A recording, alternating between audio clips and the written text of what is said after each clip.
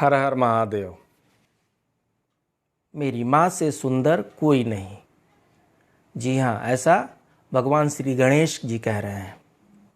हुआ यूँ कि एक बार भगवान श्री गणेश जी ने अपने पिता श्री भगवान भोलेनाथ से कहा, पिताजी आप यह जो चिता भस्म लगा करके मुंड माला धारण करके अच्छे नहीं लगते हैं। मेरी माता गौरी अपूर्व सुंदरी और आप उनके साथ इस भयंकर रूप में। पिताजी एक बार कृपा करके आप अपने असली रूप में आ जाइए ताकि हम भी देख सकें कि आप लगते कैसे हैं। भगवान भोलेनाथ मुस्कुराए और बोले ठीक है, ऐसा ही करते हैं। भगवान भोलेनाथ थोड़े देर के बाद स्नान करके आए। शरीर पर चिता का भस्म नहीं था, गले में मुंड माला नहीं था और शरीर पे जो कांति थी वो देखते देखते बनती थी। जो जटाएं थी वो बिखरी हुई नहीं थी, संवरी हुई थी।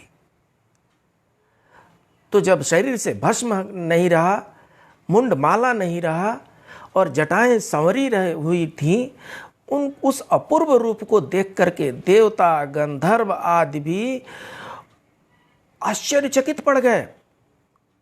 भगवान भोलेनाथ की इस सुंदर मूर्ति के सामने तो भगवान विष्णु की मोहिनी रूप भी फीकी पड़ रही थी। सब देख करके आश्चर्यचकित रह गए।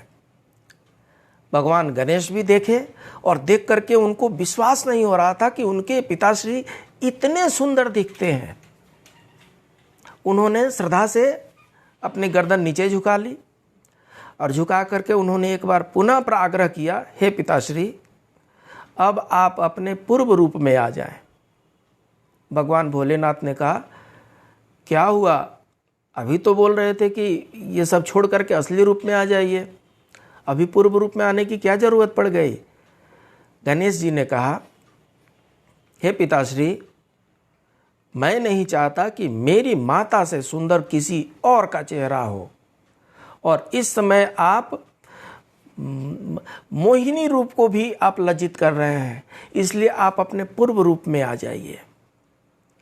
भगवान श्री गणेश की प्रार्थना स्वीकार करते हैं भोलेनाथ और फिर वहीं पूर्व रूप, चिताभस्म, मुंडमाला, चिपकी हुई लटें ये सब लेकर के धारण कर लिए।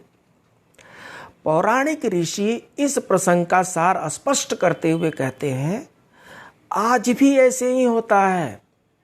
पिता रौद्र रूप में होता है, उसके ऊपर परिवार की जिम्मेदारियां होती हैं, परिवार के रक्षण का बोझ होता है, मान सम्मान का ख्याल रखना होता है, इसलिए पिता थोड़ा कठोर होता है और माँ सौम्य, प्यार और ममता की मूर्ति होती है।